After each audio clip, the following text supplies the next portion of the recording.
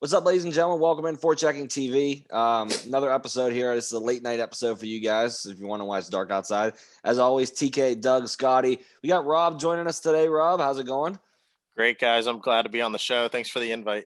Absolutely. Well, we just, if you're watching hockey tonight, we just finished the Penguins and Islanders game. Went to double overtime. Unfortunately, the Penguins did lose that game with a great goal there from Josh Bailey. So since we just watched that game, let's start with that one. And go up for discussion, everything we want to talk about. So let's get started. This game was bullshit. That's all I'm going to say. Bullshit overtime goal. It's typically how it goes, especially in double overtime. Guys are exhausted. So, I mean, there's a lot that you can say about this game. And, everyone's going to point the finger at Tristan Jarry. That was a horrible giveaway to end it there. I don't know why he continues to think he's Marty Brodeur every time he touches the puck with his stick. But I mean, the Penguins put almost 50 shots on that and only mustered up 2 goals. Either Ilya Sorokin is just an absolute beast, or the Penguins are flat out missing their opportunity. I don't know. I really can't tell you which one is which. I really don't. They're missing. They're flat out missing. They outshot the Islanders by 20, I think. Quote me on that, but I'm pretty sure that's what it was. And we're only scoring 2 goals. You're not going to win games like that. It's just not going to happen. Eventually, something's got to give, and didn't happen. And I have to face elimination on Long Island on Wednesday. So, official shots were 50-28 in favor of the Pens. So I feel your pain there, man. Sorokin played fucking out of his mind. The Penguins for game 6 now, they need to figure him out. My big note on here is the Penguins are due for a big fucking game, like a 5-goaler. I mean, the one thing that I'm noticing right now is just the guys they need to step up are not stepping up. I don't know what the deal is with Jake Gensel. I mean, the only place you can find him right now is on a milk carton. I mean, that guy has been non-existent in this series. Same goes for Jared McCann. I mean, those guys have not been not given the offensive output that they need them to. And I don't know what the deal is, but they need to come up big here in Game 6 because those are the guys that the Penguins are going to need to depend on if they even want a chance to have a deep run at it now. Now they're facing elimination heading on to Long Island. This is definitely not the situation the Penguins wanted to be in or expected to be in, probably. I mean, we can talk all we want about the guys that aren't scoring and all that, but I know hockey's a team sport, but literally the only reason they're down in this series is because Tristan Jarry has been so painfully average and has allowed the Islanders to have an opportunity to stick around in this series.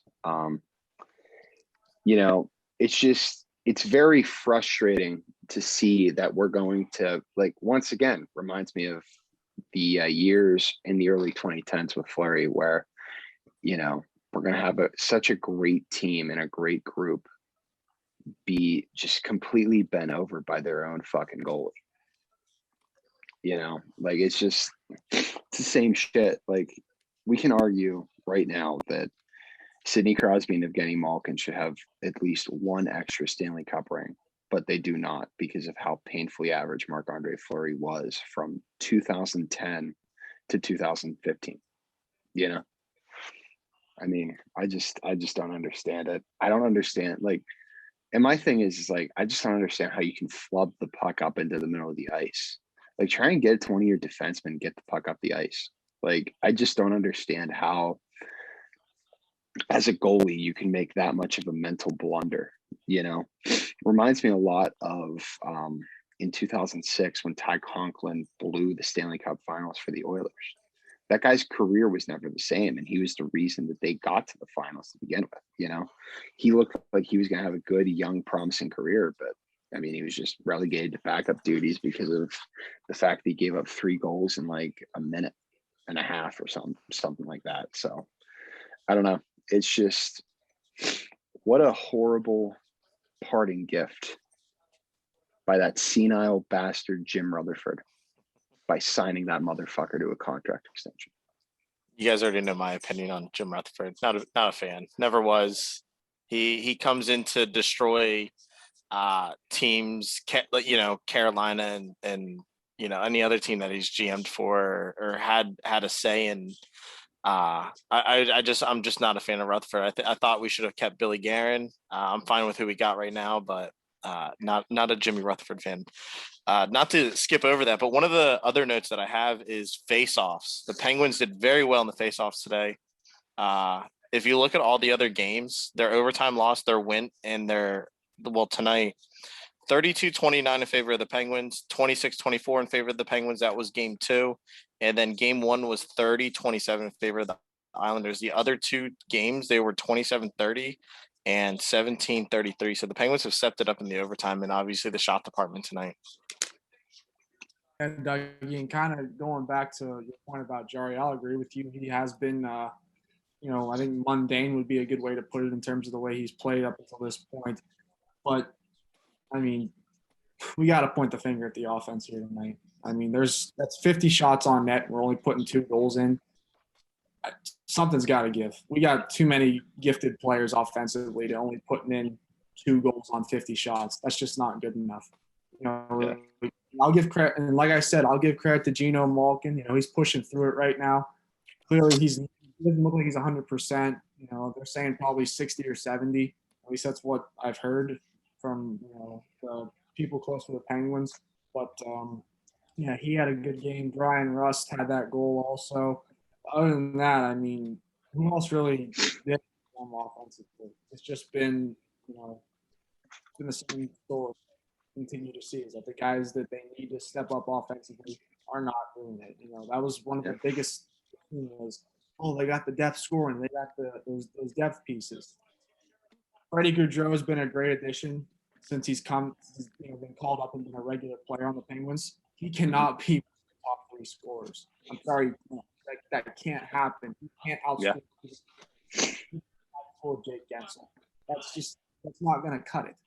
Eventually, those guys are going to have to realization that, hey, hopefully now they've come to the realization, hey, our backs are against the wall now. And if we drop the ball here in this game 6 on Long Island on Wednesday, this is going to be a huge underachievement.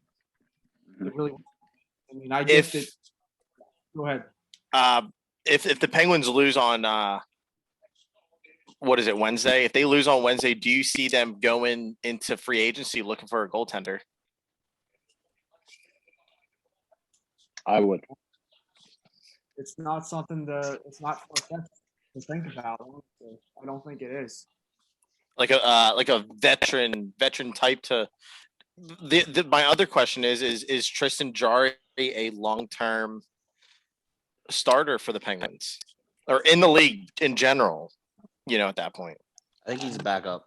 That's what I take of him, but that's just me. I don't think he's a clear-cut starter. I think he's one of those guys that you just kind of do a split tandem with. He's a good 1A, 1B goalie, but starting a big body of games like this is just not it. If I were the Penguins, though, if we're talking that scenario in the offseason, I'm looking to trade for Darcy Kemper. But you gotta look at too who you gonna trade for a goal to try to get a goalie like that. I mean, you gotta put players up on the market to do that. So speaking of Kalen Addison making his playoff debut this evening, Jason Zucker would be an option. It's I think it's just wild. We give up all that shit for that guy, and he just does nothing. He does everything right, but he's not putting the puck in the back of the net. Yeah. And it's one of those things where it's it's one of those things where it's he's just kind of there. Reminds me a lot of Chris Kunitz in the last 2 or 3 years of his career as a Penguin, where he just kind of just existed outside of the goal against Ottawa. But I don't know, man. The whole thing is just I just don't understand how year after year after year we keep doing this. This year was the year. We were fucking clear eyes, full hearts, can't lose. Jack Johnson can't kill this team anymore. So many things. There were so many factors Matheson and Cece playing well above their means, being the second pairing on paper when they probably shouldn't be, just being fantastic, depth scoring all over the place. You got Jared McCann contributing. Sperry Kapanen's been a great acquisition. Great trade deadline acquisition. Jeff Carter, who's about to be pissed away to nothing because Tristan Jarry can't stop a fucking beach ball. So some of the top free agents that are going to be this year is Tuukka Rask. Obviously, he's probably going to re-sign. Pekka Rinne. You got Pekka Rinne probably going to go to free agency, I heard. Freddie Ayers, Anderson, Devin Dubnyk, Antti Ratna from Arizona, man. He's played well, but he can't stay healthy. Yeah, that's a problem. So here's a big issue. You guys now, do you do kind of what the Capitals did this past season? We saw them bring in Henrik Lundqvist, kind of like to be a backstop for either Vanacek or Samsonov. Should one of those guys have a rough go about with it?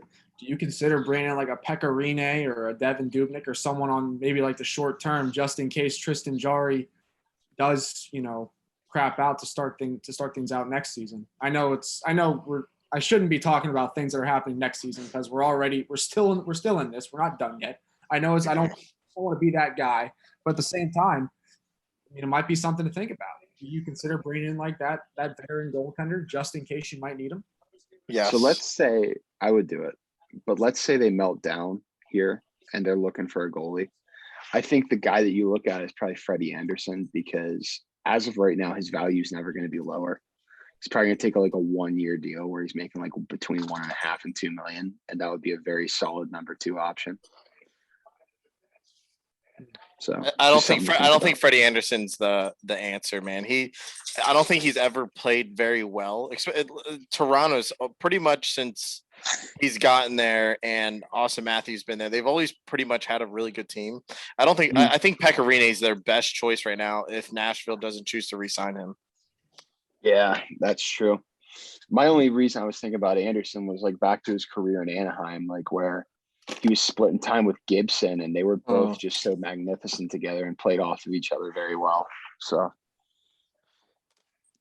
but like Scotty said, man, we're still in this. Can't get our hopes down. Listen, for all you know, Tristan Jarry can come out and have a shutout next game.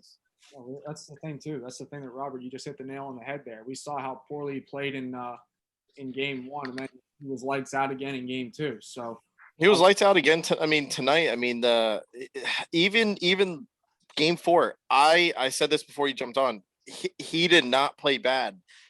He had one bad goal against them, and the rest were all the defense, or there were the players in front of them that put the puck in their own net for every single goal. They were just bad or bad turnovers, and you can only bail your team out so many times. The pressure that Jarry's got to be feeling right now, it's just unbelievable. If DeSmith is available for game 6, do the Penguins switch to DeSmith?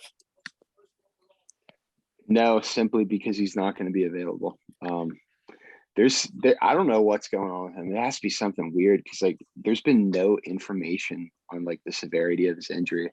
He's just been kind of like listed as day-to-day, and that Maxime Lagacé has been backing up. So I don't know what's going on. Even if he was available, I doubt they're going to switch to him at this point. Jarry's had a couple rough games here or there, but it's not been to the point where it's like, okay, I can't trust this guy to go into an elimination game. They did it last year whenever they played against Montreal. They trusted him to go into elimination game 4, and now they're going to have to do it again here in game 6 and hopefully game 7 if they can push to that point. So, yeah, with that guy right now. Anybody have predictions for the rest of the series? I think it would be the most Penguins thing ever to win game 6 rather convincingly and then just lay a fucking egg in game 7. So that's what I'm going to go with. You can't get the full Penguins experience without immense pain and them causing you to drink like your summer away yourself to no end. So I don't know, guys. I'm just gonna say right now, I am not ready to exert energy towards the Pittsburgh Pirates. We need to get We need to get it together. This is You could pass baseball and just go straight for waiting for football season. no. The whole idea of the deep playoff run is with how late they started. The Stanley Cup would end, and Steelers training camp would start like the next day. Yeah. Yeah, it's supposed to the So- Stanley Cup playoffs are supposed to end like towards the middle of July. Yeah. I I don't know, speak- guys. Not to get off topic of when we were speaking about the goaltenders there, let's put out for all the viewers and whatnot. Spencer Knight started playoffs tonight, and Florida won, so they're still in that Yeah. 3-2 Wouldn't it series be for Tampa. nice? Wouldn't it be nice to have a nice young goalie you can trust? I miss those days. I miss those days so badly. But What we was that? ran- What was that we- goaltender's name that we had? Marc-Andre Fleury. Man, I remember that guy. Remember how good Matt Murray was? I was gonna first say 2 that. years, Was and then we just ran the motherfucker out of town. We ran him right out of town because he didn't smile and didn't crack jokes like Fleury did. do we want to move on to the Tampa Florida series? Find something positive. Sure, let's Yeah, do it. honestly Yeah. though. Listen, let's so do just that. to get everybody, I don't know if you guys remember back in like what was it, like the late 90s when the Florida Panthers made that crazy playoff run and they threw rats on the rink. Well, when Yeah. they scored that empty netter tonight, they were throwing a couple rats out onto the rink. Good. That's good stuff. I mean, I hope they make this series interesting again because, I mean, you see the adjustments that they're making because obviously the goaltending was not there for Florida in these first few games of this series. Do some research here real quick. I mean, I talked to you guys about it last show. I'm not a hater on Tampa, what one bit, but we all know the kind of story that Kucherov went through with Tampa, and all of a sudden he just shows up and starts contributing big time to Tampa. So, Well, not to bump another podcast, but our boys over at Spit and Chicklets, they were talking about that last week. And so it's a huge cap situation. So from what I heard, they were going to be over the cap if Kucherov played a game this season. I heard he was good to go with like about 10 games to go. He was good to go. And in the playoffs, there's no cap situation. So that's the only reason why he came back, and look at him now he's hurt it. Did he play tonight? he did. He did. Mhm. So, but it was a big cap situation. Do you now implement a rule that you have to be under a certain cap now? I mean, I don't think it's a bad idea necessarily. I mean, we should probably be clear. There's a lot of teams that are doing that right now. Like if you go on Cap Friendly and you like check out today's cap hit, there are multiple teams that are over the upper limit of 81.5. And that's, I mean, you have to look at their injuries too, obviously. But yeah, for the most part, there are tons of teams. I think the Islanders have a current hit of 103 million. Oh my God. Yeah, 13 of that's tied up in injuries, so it's actually 90 million. But still, they're 9 million over the cap. So I mean, there's a lot of teams that are dealing with that same situation. Yeah, the Blues were at 97 or at 87. Colorado is at, I think it's 83. I'm not a math guy, so I'm trying my best to figure it out. Winnipeg is at 88. Yeah, 88. And the Bruins are at 92. The Bleu en Rouge Montreal is at 89. Florida's at 86. So, yeah, you get the point. Basically, and the Penguins right now are at 91. So, everyone's doing it, basically, but some more extreme than others. I think that it wouldn't be a horrible idea to maybe try and figure something out in order to try and, level the playing field a little bit because I don't think teams should be going into the playoffs with $100 million payrolls. Like Tampa, yeah. Yeah, that's kind of ignorant, but that's for the league to decide, and hopefully, maybe they'll do something about it, maybe not. Gives us something to talk about. Yeah, I guess either way, if you were a GM in the NHL right now, you'd be finding any way to bend that situation to the best of your ability. So I'm not going to knock anybody for doing it. At the end of the day, Tampa's doing. They have to succeed. So kudos to them. They play the system, and right now they're winning. So, but yeah, that's what, like I was saying earlier with this Florida Tampa series. the goaltending obviously was not there in the first two games. Bobrovsky and Drieger each have save percentages below 9. Drieger's 871 and Bobrovsky's 841. That's always fun when your $10 million goalie decides I'm not going to turn in a decent performance. So, that's got to be tough for Tampa. But like you said, Spencer Knight steps in tonight and he ends up doing what he has to do and getting that victory to extend the series at least one more game. So kudos to Florida. Hornquist also got on the board tonight from what I saw, so good for them. And yeah, this series has been entertaining and it's been physical, and hopefully they can continue to keep that play up. I think it's been one of the best playoff series so far this season. I mean, I think everybody's been waiting for these two to play in the playoffs here, in all Florida matchup. Yeah, I mean, it's definitely lived up to the hype. Yeah, go ahead, Doug. I'll let you go first. No, I was gonna say it's really lived up to the hype, and they've been.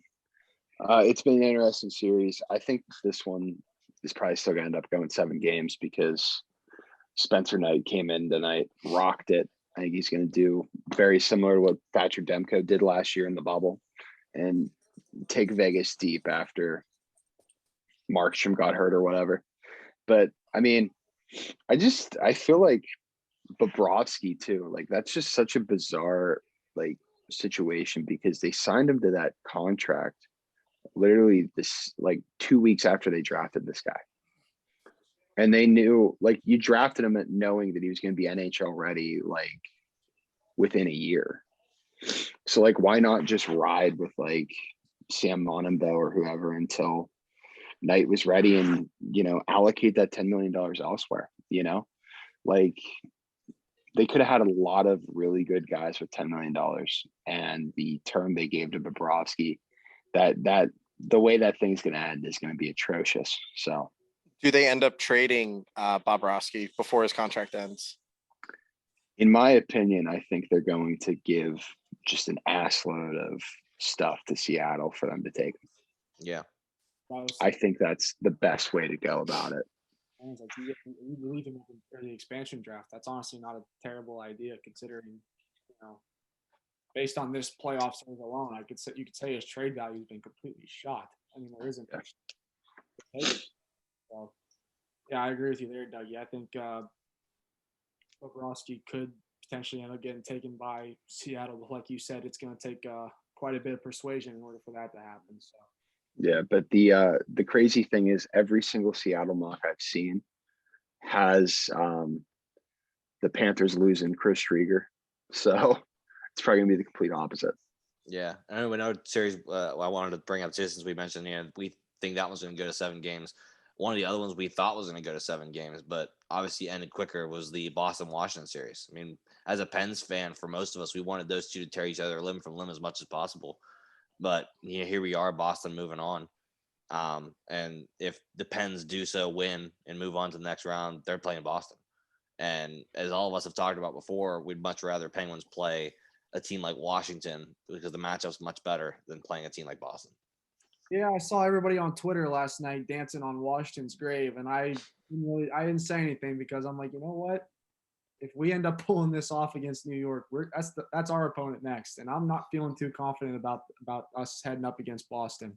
Right. But I mean, if you look at how that series unfolded, it's like I told you guys before. It came down to the goaltending. Washington did the best situation. Obviously, it hurt losing Vancheck that early, but Craig Anderson did his best he could. Same with Samsonov, but nothing came through, and they weren't able to pull off what they needed to. And then they suffered a pretty quick exit there to Boston, who is a decent team. They're contenders every year, and they have another shot at it again this year, and they need to pull it off because with the core that they have and the pieces that they have in place, if you only win one cup with all the players that you have here right now would be a huge disappointment. I feel like you have to win at least one more if you're Boston. The fans need it. You know how restless it is right now. So Boston was just too big for Washington. Washington had a lot of smaller players. Washington had a lot of smaller players, and just Boston's just a huge team, especially on their back end. I bet every guy on that team is over 6 foot. 6'2", I bet. Yeah, and the big thing that I want to touch on was, literally everybody on Twitter dancing on the Capitals' grave last night. Like, that was especially cringeworthy to me because knowing that the Penguins played tomorrow and knowing that what just happened could have happened, like, I didn't get in on it.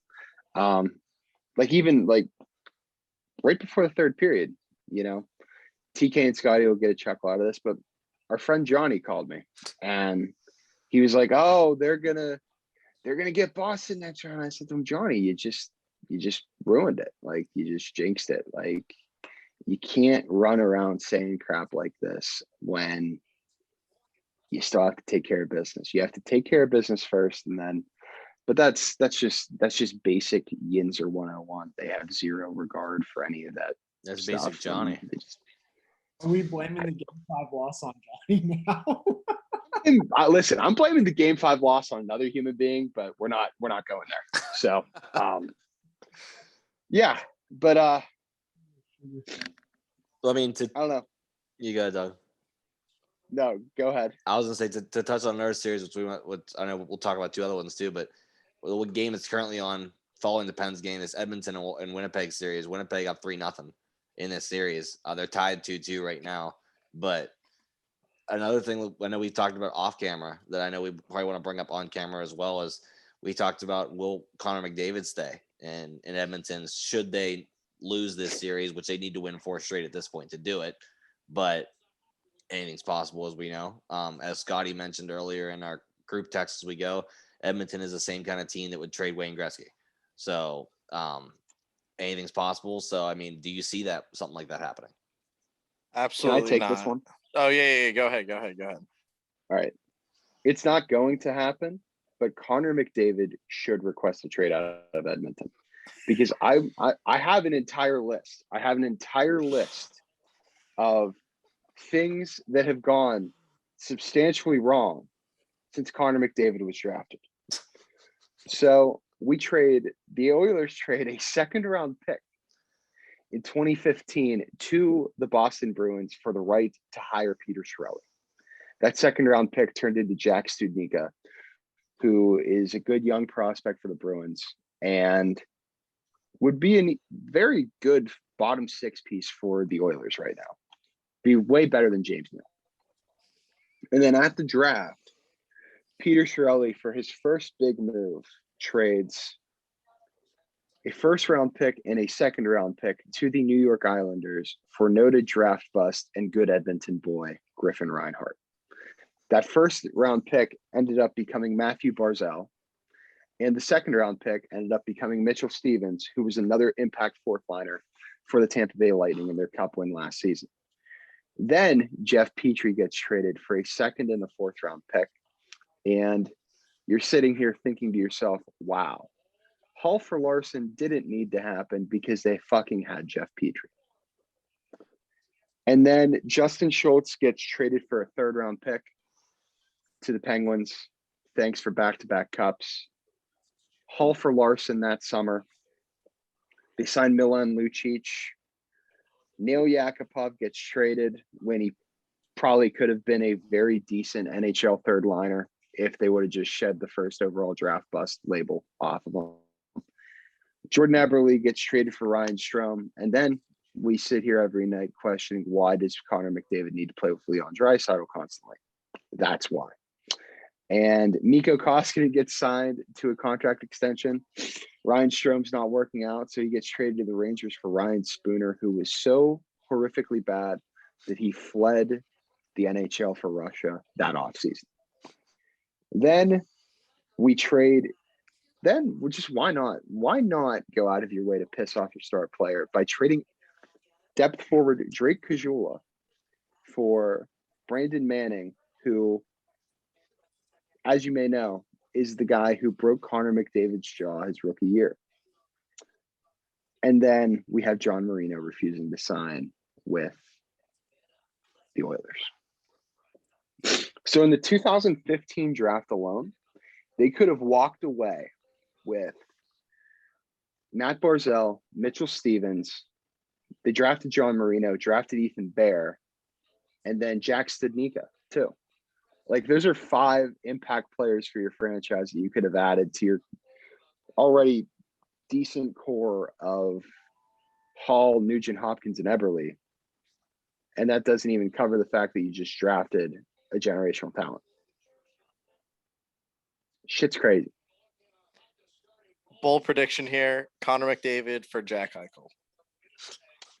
That solves nothing at all. I don't think Jack Eichel would even want to go there. Jack No. Eichel's going Jack Eichel will not play for Buffalo next season. No. I bet you. Yeah.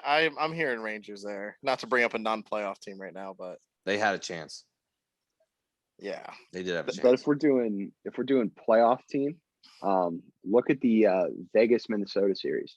Both of those teams could easily get in on it and trade for Eichel. Yeah, but Vegas has so much depth already, and they're paying so much money for people. They have to do. You have to get rid of something. You have to get rid of a decent amount of something to get Eichel. They'd probably trade like Riley Smith and another one of their guys that makes big money with Cody Glass or Peyton Krebs and some draft picks. Yeah, that's how it would go. So, give our audience the background of the whole McDavid on the move discussion that we've had. He texted our group last night. At what point do I fire up Connor McDavid trade rumors? And TK goes, they'd never trade him. And I said, this is the same franchise that traded Wayne Gretzky. Anything is possible. Oh, man. But, yeah. Oh, we fired him up. The train is rolling, baby. Another series to talk about, too, like we touched on a little bit, but is the Toronto and Montreal series. And we talked about, if Toronto can fuck this up, where do they stand? And they're currently up in the series 2-1. But is that only because they're just trying to avenge the loss of John Tavares and that injury? No, they're not screwing it up. I think they're doing it because they want to move on to the next round. I don't think Finally. it has to do with this point. I think they're just sick of not getting out of the first round. Not to bash on anybody either, but I watched earlier in one of the intermission reports in the Pens game. They had something on there that Montreal. It said for a graphic from the Montreal. It said Montreal has not advanced to the second round since 2015, and I'm like, well, that's false because they just beat the Penguins. I'm like, so what kind of information is that? That didn't count as like an but, actual playoff matchup, though. That was like a play-in round in general. But still, yeah, no, I agree. But if Toronto advances here, this is a league semifinal run in their sleep because Winnipeg, although Winnipeg's murdering the Oilers right now, they're murdering the Oilers for just several different reasons that have nothing to do with how skilled their team is. So, Toronto's going to make a league semifinals run. And the reason they're not losing this series right now is because the same person that would be the sacrificial lamb to the organization is putting the team on his back in William Nylander. The guy's been sick so far, and he's been feeling it. He's been killing it since the jump, and he's been huge for him. And really, that's another one of those teams, just like the Penguins, where it's like, this team is so talented, they just need to score goals and not get horrific goaltending, and they're fine. It's just, in past years, they have not gotten good goaltending because Freddie Anderson is what Freddie Anderson is.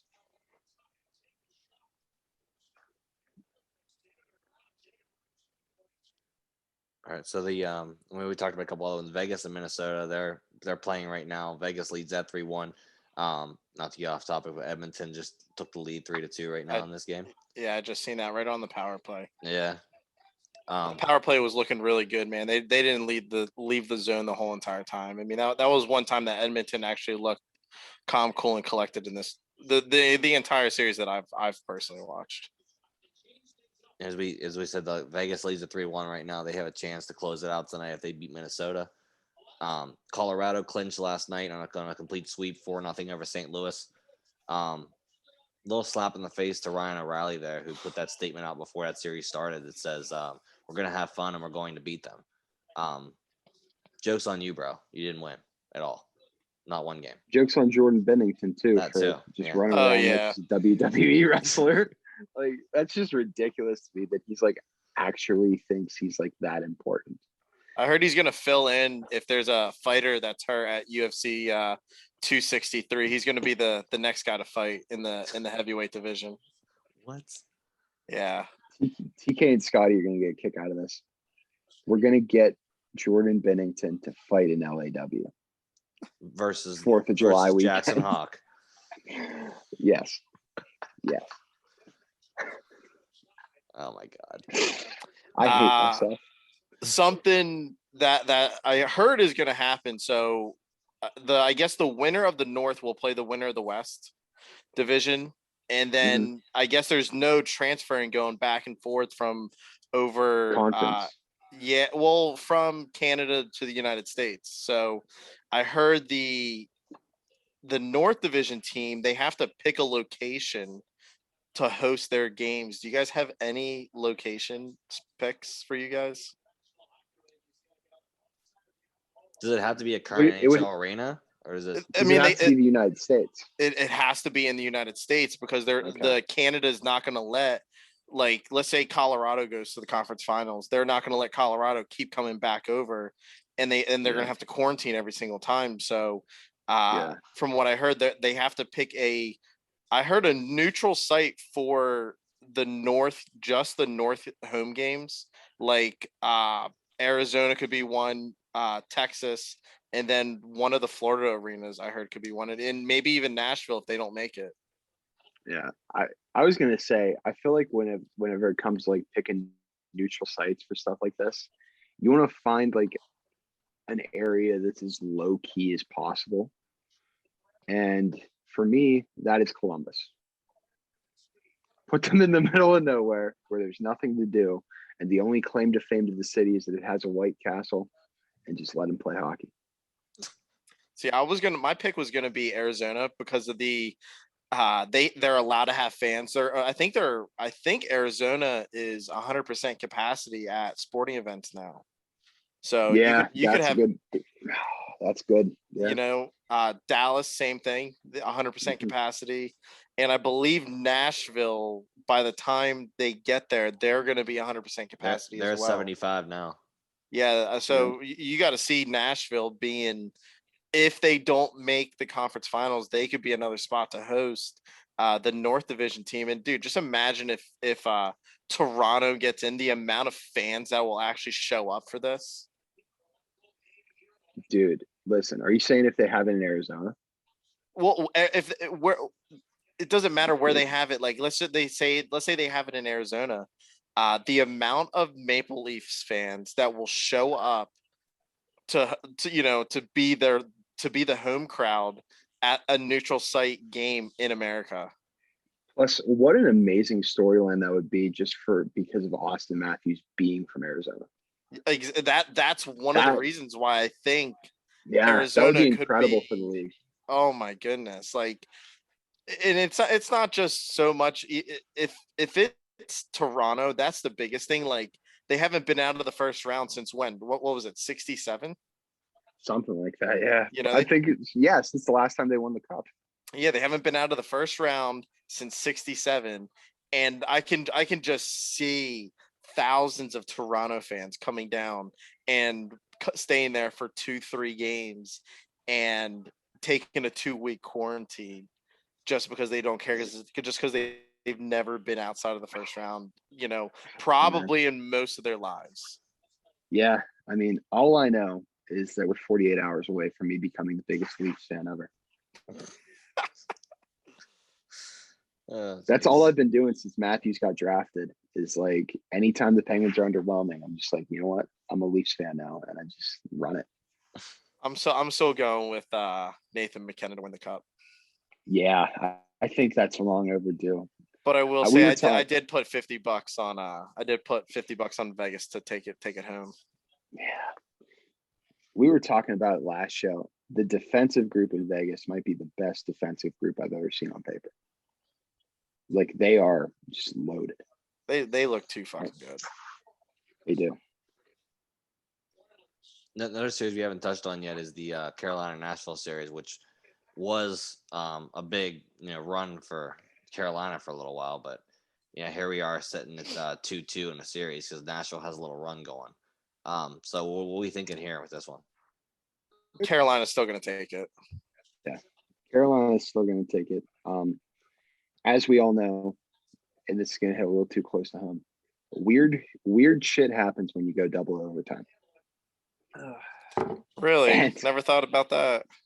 Yeah, back-to-back games, double OT winners for Nashville. I just don't think they'll be able to sustain it. Carolina's way too talented, and Nedeljkovic has been way too good too for Carolina. So I just don't see any way that Nashville can pull off 2 more wins. I mean, if UC, Okay, go ahead, Scotty. yeah, if UC Saros keeps playing the way he has, I don't know. It's not out of the realm of possibility. He's been holding his own in the net. And before, I wasn't sure if he'd be able to steal a series for Nashville, excuse me. Now I'm starting to have second thoughts. Maybe he can get it done. All you need is those. It's like you said, hitting too close to home, Dougie. But if they get those timely goals, kind of like the Islanders did tonight, I mean, anything's possible. So I'm not going to rule out the Predators. I'm still going to stick with the Hurricanes, but the Predators could definitely make it a series again. It already is, but again, they can make something happen there if they wanted to. Saros has definitely been one of the most underrated backup goalies in the league since he's had that role with Nashville. So I mean, like Scotty, like you said, man, I don't count Nashville out. Nashville's going to make it a really good series. I think this is going to be one of the series that definitely goes the distance to 7 and watch it be another double overtime game 7.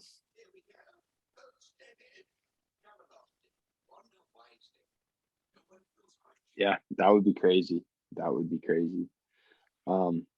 Back to Minnesota and Vegas. Minnesota is currently up 3-1 on Vegas right now. They've scored like 3 goals in the past 5 minutes of time. So crazy. Kirill Kaprizov's finally on the board, which means Buddy is probably going to go off and at least force a game 7. That'd be nice to see. I mean, not that I'm rooting against Vegas or anything at this point, but I mean, it'd be nice to see Minnesota advance. I just love Minnesota, man. You know that. I love the way their team's built, and they're finally fun again. They haven't been fun to watch. It's been like watching paint dry ever since like Marian Gaborik left. So, yeah. I think we covered all the series, as I believe, right? I believe so.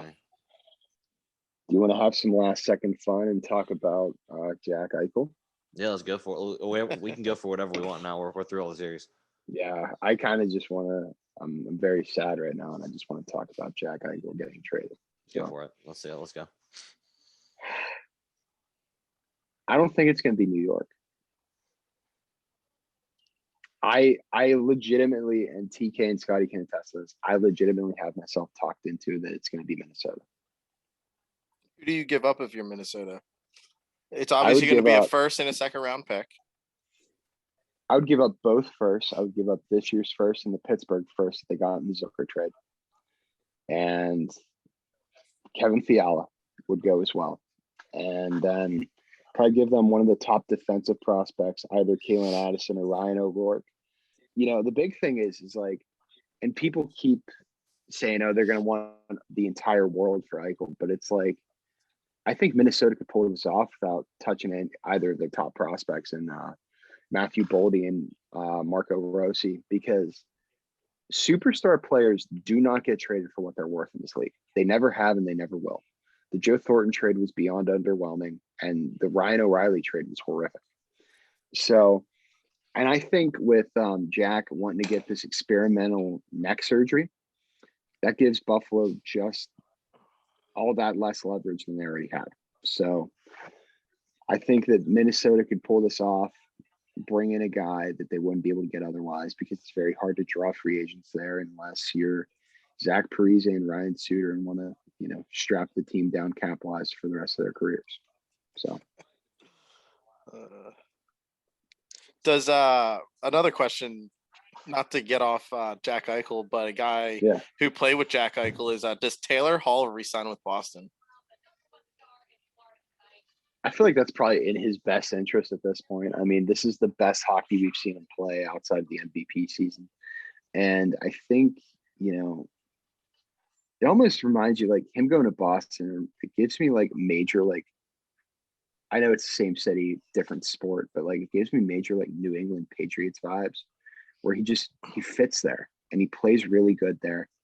And it makes a lot of sense. Now, I don't know how they make it work with the cap because they were having like an entire circus last offseason just trying to sign Brandon Carlo to an extension. So I can't even imagine what it's going to be like trying to lock up Hall.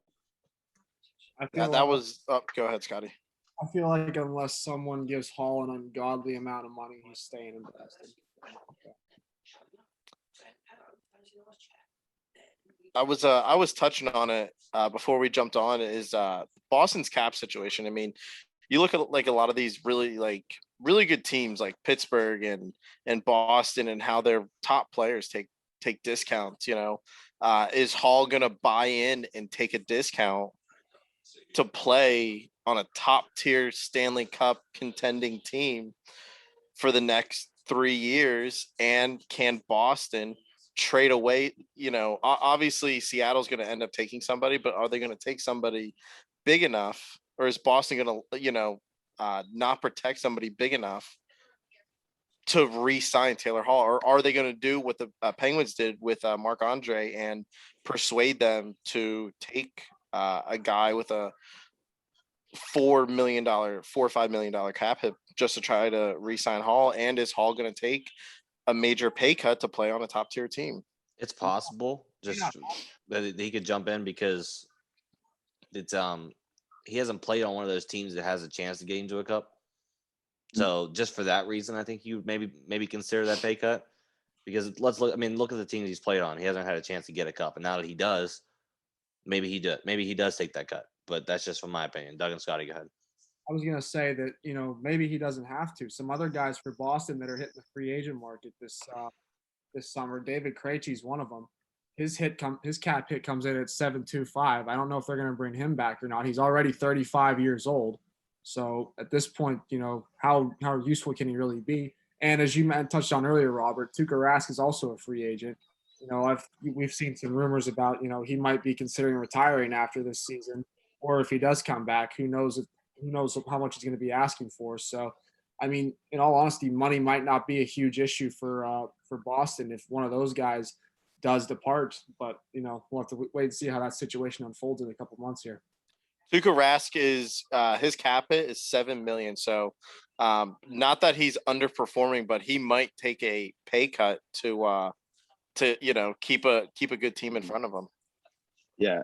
And if Krejci and Rask both come back, they're both probably going to take major pay cuts to come back because them taking pay cuts helps their situation as players because it gives them more cap flexibility to make the team better into the final years of like them, Bergeron, guys like that.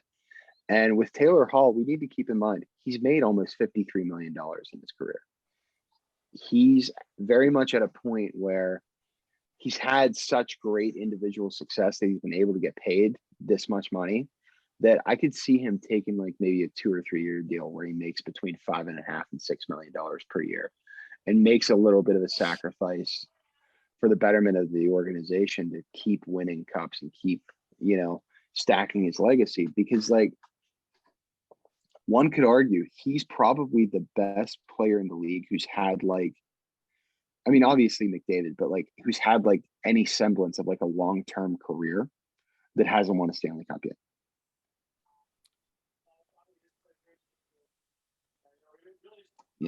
And I think it could work, and I'd imagine with Seattle, they try and get John Moore off their hands.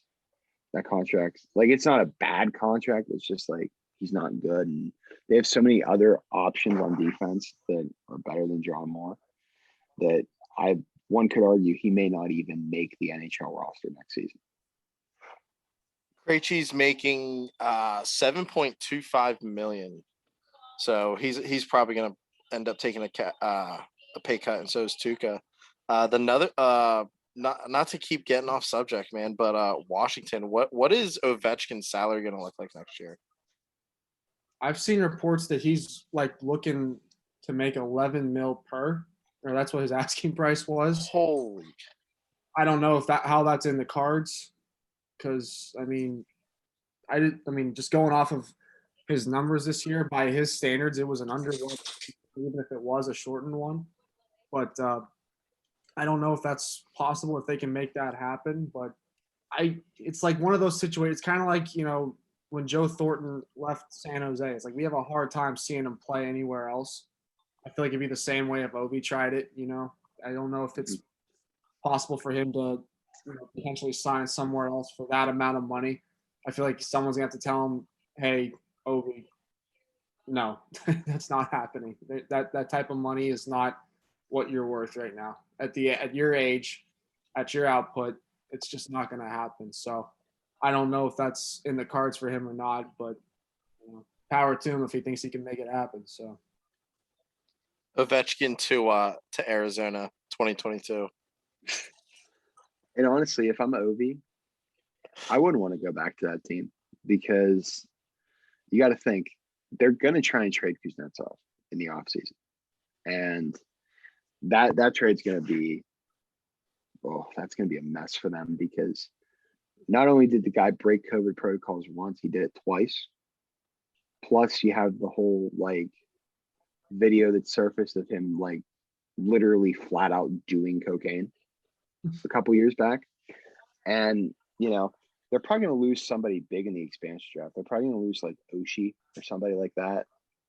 I imagine they're going to try and lose one of their elevated cap hit players. I think a big reason they trade for Anthony Mantha at the deadline was because they knew they were going to lose Oshie or somebody of that caliber. So he could just fill that role seamlessly and just be one of their main guys in their core. But I don't know, man. If I'm Ovi, I try and go somewhere else. Try and go somewhere else for the better playmaking center. Obviously, no disrespect to Nicholas Backstrom. He's gotten him to where he's helped get Ovi where he is right now. But I would look elsewhere. I mean, I think another dark horse place, just simply because they magically come up with the cap money, and it's probably the biggest hockey market in the United States right now, would be Vegas. Where I think that's just the perfect thing for the NHL. Have the NHL's biggest player chasing Wayne Gretzky's goal record in the biggest hockey market in the United States right now.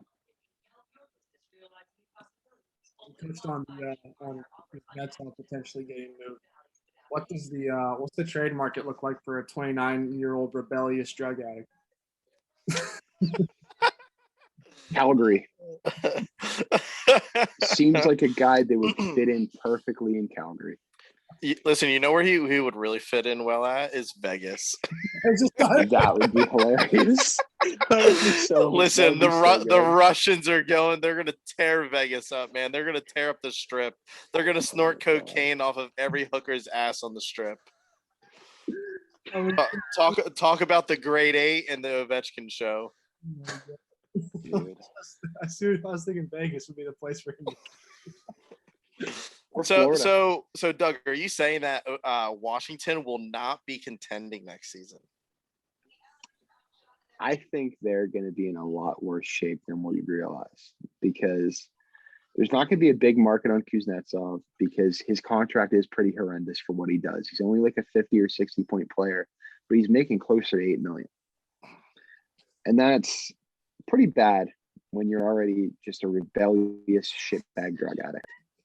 So I don't know what's going to go on there. Plus their defense is bad, man.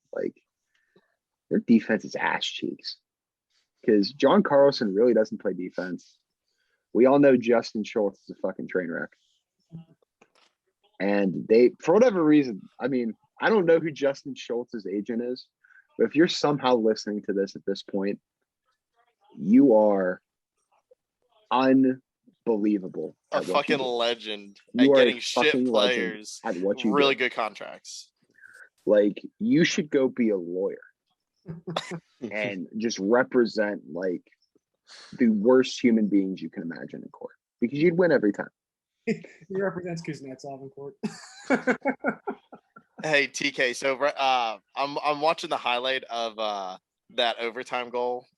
Islanders? I just Yeah. watched it, and what did I say to you right before we went? The period started. I said, "Listen, if the Islanders score, guess who's going to be on the ice? Crystal Tang. Guess who was on the fucking ice? Crystal Tang. Yeah. Who's more of a fucking train wreck, Chris Letang or Justin Schultz? Definitely Justin Schultz. Really? Oh, Damn, for Yes. sure. dude. Letang's plus minus is in the fucking trash can right now.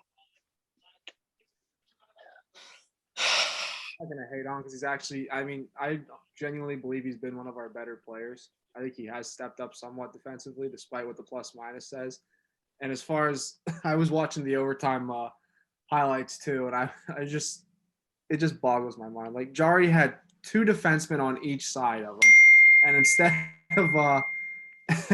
of passing it to one of those guys, he just says, "Here, let me throw it up the middle," and there's no one within 10 feet of him. If Like, the Penguins lose Wednesday night, do they seek a trade for Chris Letang? No, because that's exactly what got Jim Rutherford fired, basically. Yeah. It's never going to happen. It's never going to happen. I was just talking about this on the phone with TK before the game. He said to me, he's like, Malkin doesn't really fit what they do anymore. It's like, it doesn't matter. They've earned the right to end their careers here whenever they want to end them. So we're just going to ride the wave. And if we have to suffer for it, we will suffer for it. Listen, if I were Malkin, I wouldn't be feeling what they're doing either. Look at the amount of wingers he's had to play with versus Crosby consistently. They don't ever change Sid's lineup. It's always Malkin's playing with the different guys. On a consistent basis. I haven't laid this on you guys. This is what they need to do. This is how they will win. They need to give Sid the shit wingers. So Zucker and Freddie Gaudreau play with Sid. And then they run Gensel, Malkin, and Rust. McCann, Carter, and Kapanen, and the Bluger line. That's how they do this. That's how they win this series, is by giving Sid the shit wingers.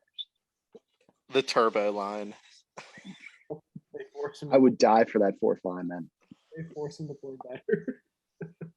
Yeah, like literally, like, yeah, they're like, you're gonna play with Sidney Crosby, and they all just they light it up. Reminds Like me of the days whenever like it was like 6 or 7 years ago, when the team was just completely swamped, and they like the team was swamped with injuries, and they had like Taylor Pyatt, Jason Megna playing with Sidney Crosby. Jason Megna and Brian Gibbons. Yeah, that was the one. That was the one, man. That Columbus series where the whole thing, the hashtag that was trending on Twitter was "Save Us, Brian Gibbons."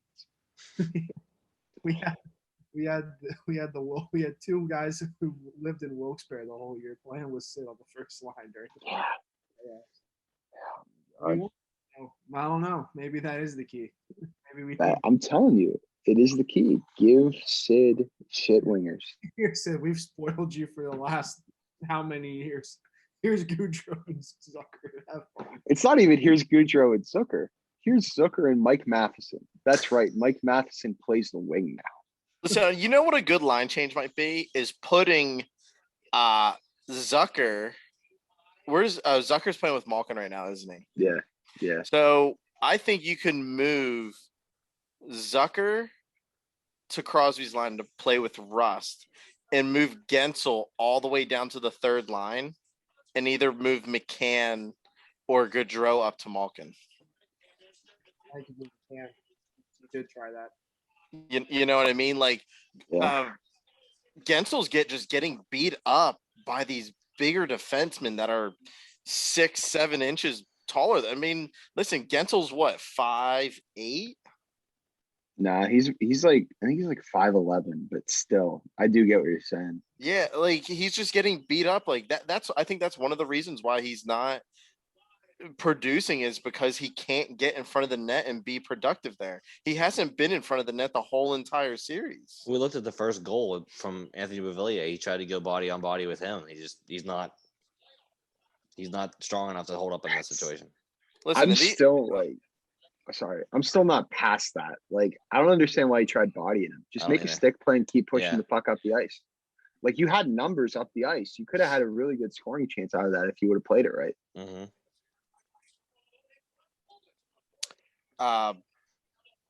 What the fuck was I about to say before we both? I'm so disappointed I did that now. Damn. No, it's fine. It's gonna end up coming to me as soon as we sign off. Yeah, I know. The Penguins do lead it right now. Like the Penguins are tied. Sorry, Penguins were leading it for a little while. They were tied, and now they're down 3-2. So, any like final thoughts before we move it forward here? And I remember what I was going to say. Go for it. Is one of the biggest issues I think is that the Penguins, and I said this when we were just talking at the first end of the first overtime, is the Penguins are letting these small forwards body them up.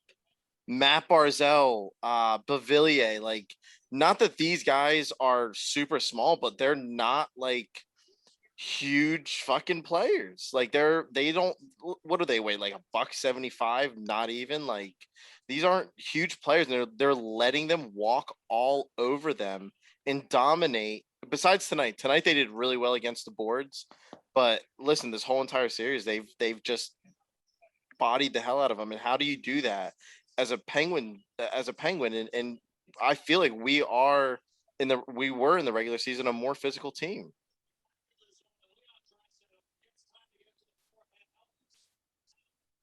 Yeah, I can agree with that. Anybody else on any final thoughts before we wrap up here for the Penguins going forward? I guess for most of the focus, because we got hopefully 2 games left out of this. Hope they can pull off the win on Wednesday. So we will not be talking about a Penguins win next week. Switching up the jersey. The Jared McCann jersey is being sent to exile. what are you going with now? Banana hammock. I don't know. We'll see. We'll see. I'm not saying anything because I need to keep doing my part and be mysterious. His mom's G-string's coming on next. Nah, I'm probably gonna go Rust reverse retro, honestly. That was the jersey I wore the night that Carter scored 4 goals. So I feel like there's a little bit of magic in that thing. So okay. Yeah.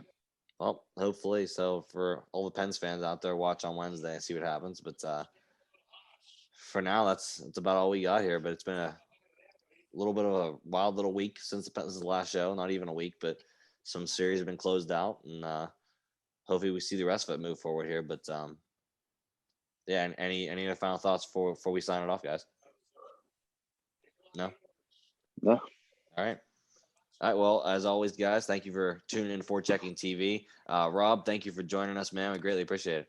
Thanks for having me, guys. Hopefully, I can get another invite soon. And I had an absolute blast. So awesome. Well, it was great having you on. And on behalf of all of us, we appreciate you guys for watching For Checking TV. And as always, stay on with all the platforms you like the podcast version. If not, YouTube is there. And stay up to date for our next show. Thanks, guys, and have a good one.